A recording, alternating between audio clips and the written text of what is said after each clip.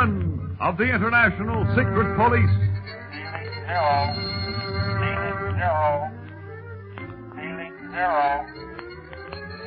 Zero.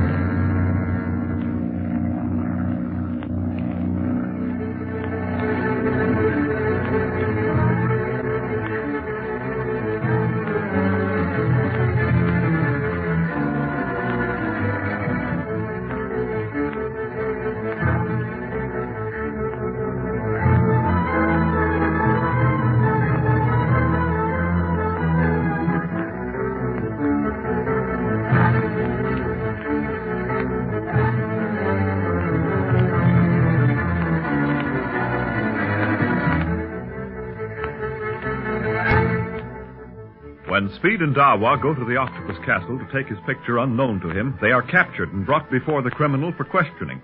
In spite of their disguise, the octopus knows their identity but pretends to disbelieve Speed when he admits who he is. Under cloak of this pretense, the octopus says that he will punish them by sending them out into the hailstorm which has just broken over the pass. Since this means injury and possible death, the boys plead for mercy, but it does no good, and they're about to be thrown out into the storm when Clint, Barney, and La Chaux-Tse Ring arrive. We find them all in the laboratory while the storm howls outside. Golly, Clint, you sure came in the nick of time. Mr. Mounier thought we were really Tibetan shepherds come to steal something from him. He was going to put us out in the storm. Well, isn't such punishment a trifle severe, Mr. Mounier? Mr. Barlow, I still feel that you do not comprehend my earnest desire for complete privacy. I must have it, if I must resort to stern measures to keep it, now and in the future. The Tibetan law might stop you in some things. Then you'd have all the privacy you wanted. In jail. Now, Barney? Well, how does he get that way? Kicking kids out in this weather? I just got a few hailstones bounced off my bean, and that's all I wanted. Yes. Surely, Mr. Mounier, you must realize the strength of our storm. Allow me to reassure you, Mr. Searing. I had no idea that they had the strength to kill. Why, you did. You said so. Oh, wait a minute, Speed. Yeah? I think you better stay out of this. After all, you were trespassing on Mr. Mounier's property, from what I can make of this whole thing. But we meant no harm, Mr. Barlow. It was more of an adventure for us. There was no need for all this near tragedy. No need for the guard to strike down my dog, my Campo, when he sought to protect me from his approach. You never should have left our home without telling me, Dawa. I realize that now, only too well, honored male parent. Had Mr. Mounier been successful in his idea of fit punishment for us, you probably never would have known the true reason for our end. I fear that our young friends are given to exaggeration. By the way, Mr. Barlow, how is it that you happened to arrive when you did? We were out for a drive. As you may know, Mr. Searing's land extends even as far as the pass of the Iron Dagger. Well, we were at the entrance of the pass when the storm cloud suddenly gathered. Searing, knowing the intensity of these storms, suggested seeking shelter here, since we had no time to return to his home. I understand. Well, since you are here, you may as well make yourselves comfortable. Perhaps the boys would like to remove those heavy coats they are wearing. Yeah. No. I'm still kind of cold from that scare we had. Aren't you, Dawa? Yes, I believe I am.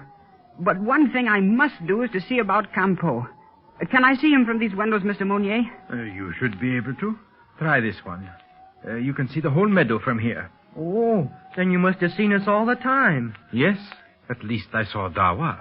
You had entered the house by the time I noticed that my meadow was inhabited. Yeah.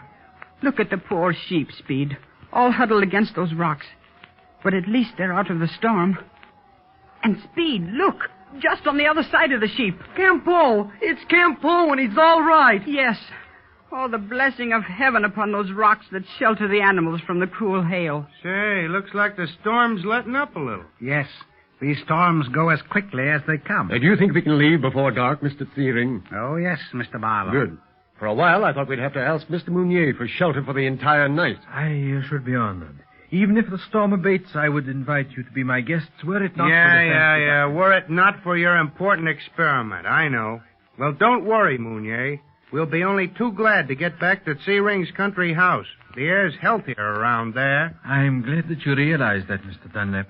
The pass has an evil reputation. Yeah, in more ways than one. Mr. Searing, your servant at your home in Lhasa told me that you came to the country house to celebrate a picnic day. Yes. It is called the incense of the whole world. Charming. Perhaps, should I find the time, I may join you in your celebration. We would be happy indeed to be honored by your presence, Mr. Mounier. The actual day is tomorrow, but the celebration will last 3 days. Thank you. Well, storm's over. Better be getting back down the trail. Yeah, but how are we going to get them sheep in the cars beyond me? We can drive him back to the shepherd we got him from, Barney. He's not far from the mouth of the pass. Nothing doing, kid. You've been driving us crazy enough without adding sheep to the mix-up. Come on, let's get out of here before you dig up some other animals to take over. Now that we're safe once more and you're out of your disguise, Speed, just what did you mean by going to the pass of the Iron Dagger without my permission? Well, gee, Clint, I knew you wanted a picture of the octopus to telephoto to Chief Riley, and I thought I'd be able to get it sooner than you would if I went up there in disguise. I never thought he'd catch me. No, that's your main fault, Speed. You leap into situations without thinking of the results. By doing what you did, you not only risked your life and Dawa's, but jeopardized the position of the secret police. The octopus must think that he has us fooled. But he won't if you continue these crazy ideas. I'll say not. After all, Clint and me have had years in the service, Speed. We ought to know a little more about what to do than you. I'm sorry, fellas. And so am I. Oh, you're not to blame, Dawa.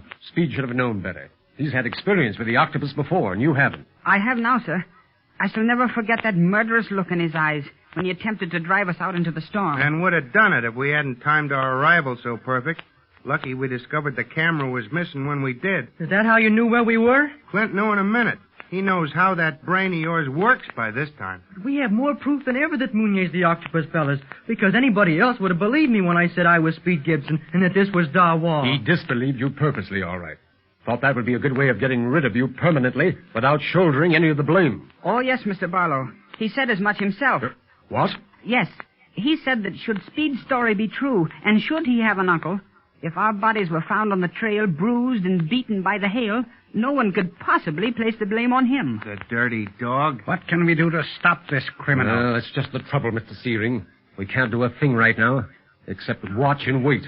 Speed's little adventure has set us back a few more weeks. No, it hasn't, Clint. I got the octopus picture. 6 of them, in fact. You what? Sure. I had plenty of chance to snap him while he was talking to Dawa and me. Speed, I had no idea that you were taking his picture. Neither did he. I got profiles, full face, and 3/4 face. I was so scared that I could hardly work the camera, but I did all right. Now you've got your pictures to telephoto to Chief Riley, Clint. Oh, Speed, well, what can I say? I've said it before, and I'll say it again. You and me might as well turn in our badges, Clint. The kid's doing all the work. It is amazing to think that Speed would have the courage to take those pictures even when he was in such terrible danger. Well, that's the trouble, Mr. Searing. Speed has too much courage. It's going to get him into a lot of trouble someday. But meanwhile, Speed, for those pictures, I want to thank you, boy. Golly, you bet, Clint. I'm glad I had the chance to snap him. Boy, oh boy, I wish I could see the look on the octopus' face if he knew we had some snaps of his mug. Well, he's not going to know it if we can help it. Let's see now. Where can I telephoto those pictures from? From Lhasa, Mr. Barlow. Well, why, is that possible? Oh, yes. That is one of the modern improvements that has come even to the Holy City. Swell. It's liable to save Tibet a lot of trouble. I hope so, my friend. Well, I'll take it in the first thing in the morning. And we should have a reply from Chief Riley by the end of the 3-day picnic celebration. Gosh, if those pictures match up with one of a known criminal in our rogues gallery, then we can arrest the octopus right away. Yes, Speed. And I'm proud of you, fella. Even if you did disobey me. I'm mighty proud of you.